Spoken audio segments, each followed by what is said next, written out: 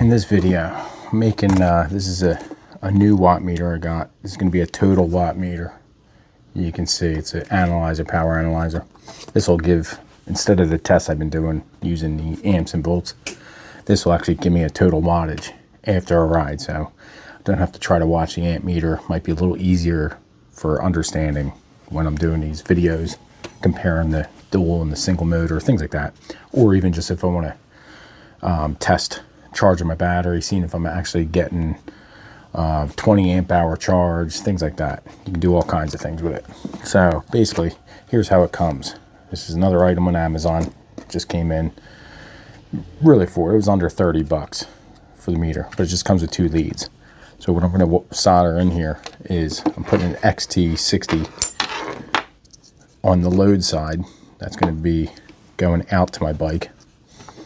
And then on the incoming side, the source, I actually have some leftover Traxxas ID connectors. I'm going to use this because I want to make a couple different adapters like this here.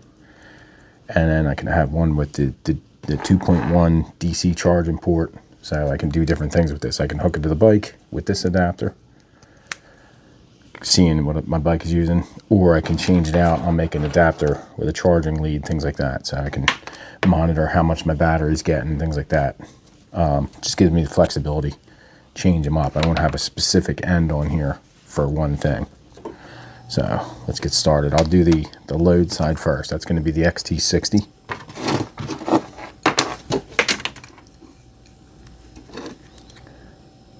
So we got our negative. These should solder in there fairly easy. Oh, don't forget your heat shrinks. Yeah, I'm also using the same heat shrink kit I've used in some of my other videos. Just another kit available on Amazon. I'll put all the links in the description for what I'm using. So I'm going to put them both on so I don't forget. So I just use this. This adjustable wrench holds it for me.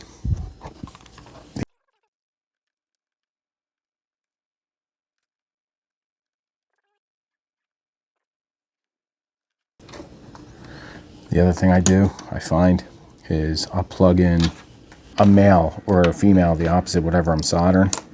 Because if you overheat that and it starts melting the plastic a little bit and they flex, I find when they cool down, it makes it hard for plugging the battery.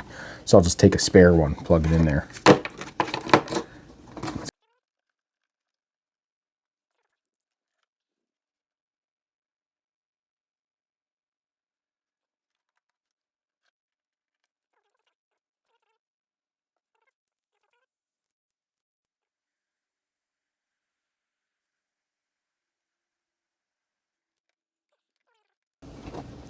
Let's try it, see.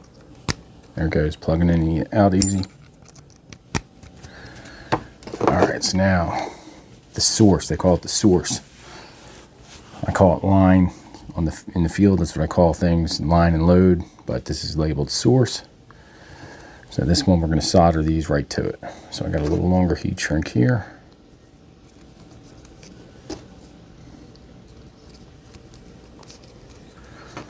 I'm going to try to keep them as short as they are from the factory.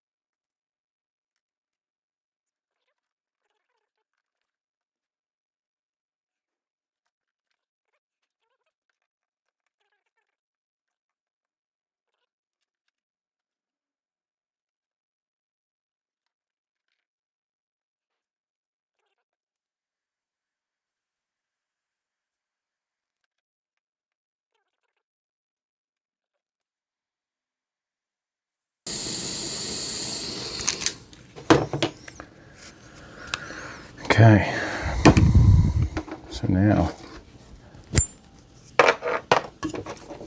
so that's pretty much it now. I'll go hook it up on the bike, we'll try it out, but basically, there's my out, right? That's gonna feed the controllers. Make a male to male to go to the bike.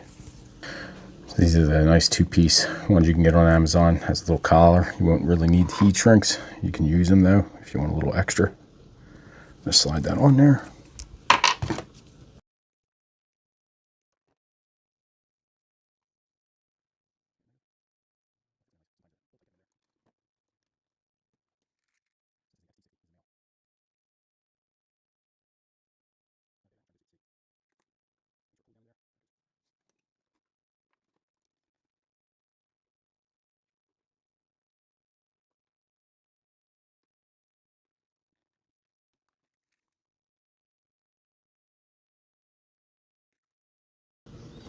You'll see it. It'll build up and then you'll see it pull right down in there. Okay.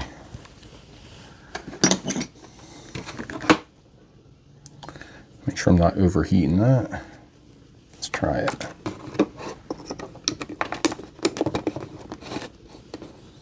Okay. All right, so this we're going to pop the collar right back on.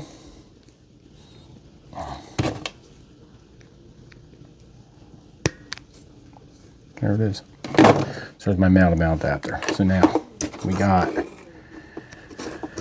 in, battery's going to connect in. It's going to feed the meter. And for this one, if I'm doing the bike, I got a male to male there. And then this will feed the controllers now. And we'll see how it works. I'll go plug it in, get some power on it, add that to the video.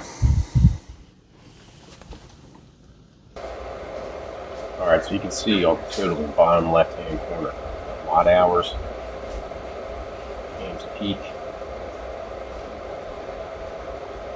volts minimum, watts peak, amp hours used, you got watt hours.